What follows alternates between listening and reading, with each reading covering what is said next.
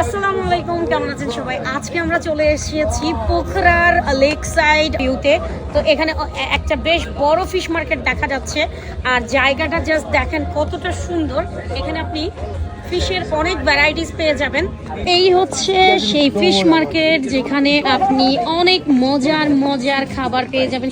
Hello hello, कैसे हो आप? हम बहुत अच्छा है। आज जो खाना है कौन कौन सा खाना है और इसका नाम क्या है और प्राइस क्या है? चिकन है। ये चिकन है। Only cost 100 rupees. This is pork. This and is cost pork. 120 for one stick. This is a buff. It's Okay. 100 rupees. Fish start from 500 rupees. Wait पे डिपेंड्स करते हैं प्राइस। different size, yeah. ये तीनों fish एक ही है, एक ही है, size and price different होगा। right. ओके, और ये क्या है? ये chicken sausage है. Is one piece is cost 100 rupees. This is a chicken liver. One stick is cost like 180 rupees. Chicken leg is cost 150 rupees. Chicken wings is cost 140 rupees.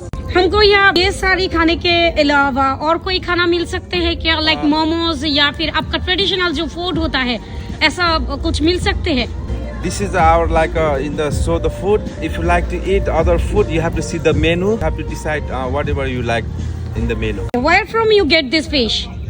This fish like from the lake. We just wake up in the morning. Is it from this lake? All fishes are from Fewa Lake. Right.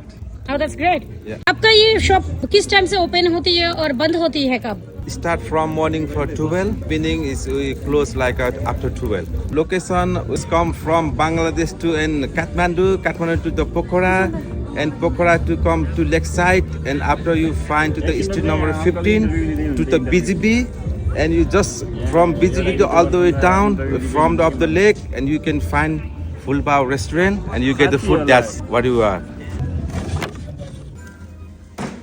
This is garlic. ফিশটা যেন খেতে সুস্বাদু হয় সেই জন্য ওনারা কিন্তু আগে থেকেই এটাকে মেরিনেশন করে রেখে দিয়েছে। গার্লিকের সাথে একটু পেঁয়াজও চলে আসছে। আগে থেকেই মেরিনেট করা ফিশ এখন বারবিকিউর জন্য রেডি হয়ে যাচ্ছে। এটাকে প্রথমেই একটু তেলে ভেজে নেওয়া হবে, বাকি প্রসেস আমরা আপনাদেরকে দেখিয়ে দিচ্ছি। সাথে কিন্তু ধনেপাতাও অ্যাড করা হচ্ছে। মশলাগুলো ওখানে দেখেছেন সেগুলোকেও কিন্তু হালকা করে ভেজে নেওয়া হচ্ছে। হালকা করে ভেজে নিয়ে তারপর এটাকে ফয়েল পেপারে মুড়িয়ে বারবিকিউ করা হবে। অ্যাকর্ডিং টু দ্যাম এটা একটু ভেজে নেওয়ার কারণ হচ্ছে যেন মাছের যে একটা আস্তে ফ্লেভার থাকে সেটা যেন খাওয়ার সময় একদমই না পাওয়া যায়। প্রসেসটা কিন্তু আমার খুবই ভালো লেগেছে। इसमें थोड़ा टमेटो भी आ जाएगा।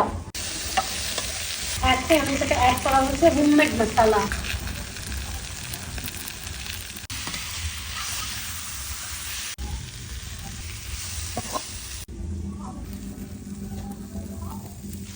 এবার এই ফিশটা বারবিকিউর জন্য রেডি হয়ে গেল। এখন এটাকে এই ফয়েল পেপারে মুড়িয়ে বারবিকিউর জন্য নিয়ে যাওয়া হবে।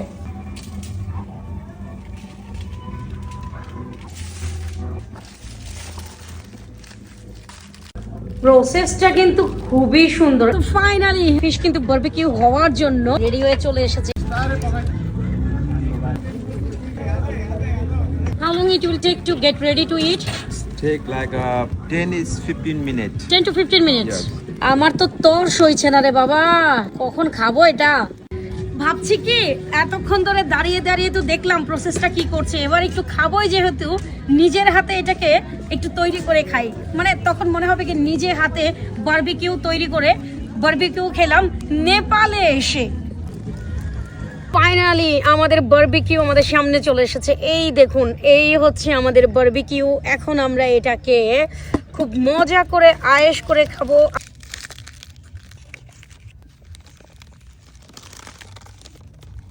ও মাই গড, এটার ফ্লেভার যা আসছে না!